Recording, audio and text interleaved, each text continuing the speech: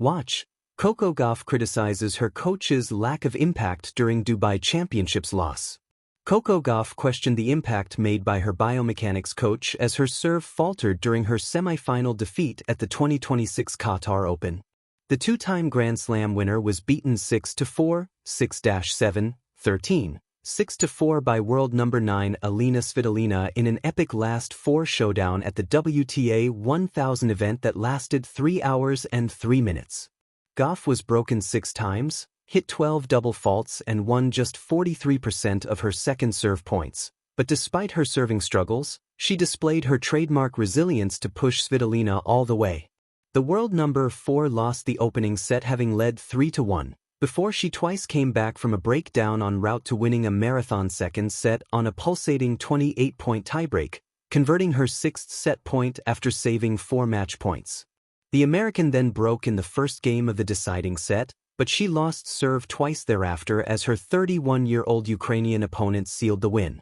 After double faulting into the net when serving at 3-3 in the second set, Gauff voiced her frustration towards Gavin McMillan in her coaching box. "I've been doing everything you wanted for 6 months. I'm not better at all," Gauff said. "Want more from Tennis 365? Add us as a preferred source on Google to your favorites list for tennis coverage you can trust." Gauff hired McMillan, a biomechanics expert, ahead of the 2025 US Open in August with the intention of solving her problems with her serve. The 21-year-old hit the most double faults among all WTA Tour players in 2025, 431, and 2024, 430. Speaking to reporters post-match, Gauff focused on the positives from her run in Dubai as she admitted her expectations for the event had been low. "It's tough to be on the losing end of a match like this, but there's a lot of positives to take from it," said the reigning Roland Garros champion. "Alina played great. I thought I played great and it came down to the wire. I'll definitely learn from this match in the future. I started off the week just trying to win one match here, and so I'm glad to have made it to the semis and I was really close to making it to the final. Entering a tournament not in my best form and still making the semis means a lot, so hopefully I can take this momentum into Indian Wells and Miami." Read next. Alex Ela gets honest about gap to Coco Gauff after heavy Dubai Championships loss. Not better at all. Coco Gauff, coaching and the weight of expectation. The sun hovered low over the blue courts of the 2026 Dubai Duty-Free Tennis Championships as Coco Gauff grinded through what would become one of the most talked-about matches of her season. A 3-hour semi-final duel against veteran competitor Alina Svitolina wasn't just a test of physical stamina, it became a stark moment of emotional clarity and raw honesty.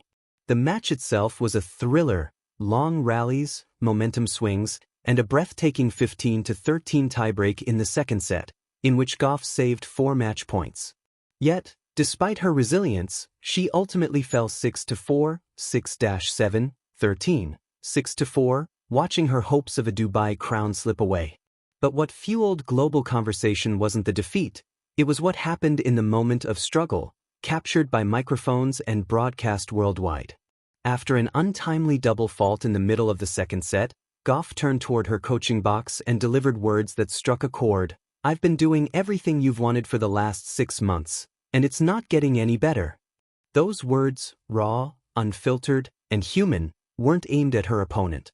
They were aimed at her support team, specifically her biomechanics coach, Gavin McMillan, whom she had brought into her camp to help fix persistent technical issues, particularly with her serve. What made that moment so striking wasn't anger for its own sake. It was frustration. Frustration at effort not translating to desired progress. Frustration that 6 months of dedicated work felt like steps backward.